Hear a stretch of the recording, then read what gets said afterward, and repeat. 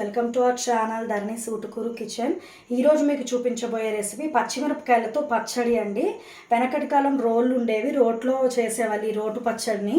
ఇప్పుడు మనం మిక్సీలో చేసుకుంటాము. చాలా బాగుంటుంది. ఇది మా అమ్మగారి రెసిపీ అండి. మా అమ్మగారు బాగా చేసేవాళ్ళు, అలానే నాకు కూడా ఈ రెసిపీ అలవాటు అయిపోయింది. మా నాన్నగారికి చాలా ఇష్టం. ఈ రెసిపీని మీరు అందరూ ఖచ్చితంగా ట్రై చేయాలి. చాలా అంటే చాలా టేస్టీగా ఉంటుంది. వాటికి కావాల్సిన ఇంగ్రీడియంట్స్ చూద్దాము. 10 పచ్చిమిర్చి తీసుకున్నాను. ముందుగానే కడిగి ఇలా కట్ చేసుకొని పెట్టుకున్నాను. ఒక ఆనియన్ ఇలా ముక్కలుగా తరిగితే సరిపోతుంది. 1 టేబుల్ స్పూన్ పోపు గింజలు, 1 table spoon salt, 5 table spoons oil, 1/2 table spoon పసుపు, 2 ఎండుమిర్చీస్, మెంతిపిండి, చింతపండు కూడా ముందే కడిగి ఇలా నానబెట్టుకున్నానండి, ఇంగువ. ఫస్ట్ ఆయిల్ పోసుకుందాం. బాండీ పెట్టాను, బాండీ వేడెక్కింది. ఆయిల్ పోసుకొని పచ్చిమిర్చి వేసి వేయించుకుందాము.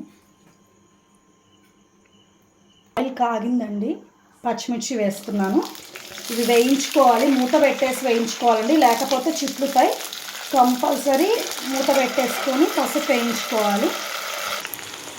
ఇలా వేగుతున్నాయండి. ఒక 5 మినిట్స్ పాటు వేగితే సరిపోతుంది. కొంచెం చల్లారిన తర్వాత మిక్సీ పట్టేసుకుంటే సరిపోతుంది. పచ్చిమిర్చి వేగాయండి, ఇవి మిక్సీ జార్లోకి తీసుకుంటున్నాను. ఇప్పుడు పచ్చిమిర్చితో పాటు సాల్ట్, పసుపు, చింతపండు యాడ్ చేసుకొని మిక్సీ చేసుకోవాలి. ఫస్ట్ పసుపు, సాల్ట్, చింతపండు వేసుకొని మిక్సీ చేసుకోవాలి. ఇలా పేస్ట్ చేసుకున్నామండి పచ్చిమిర్చిని. ఇప్పుడు పైన ఆనియన్స్ వేసుకొని, అది స్మూత్గా చేయొద్దండి పేస్ట్, మరి స్మూత్గా కాకుండా ఆనియన్స్ కనపడేటట్టు చేసుకోవాలి.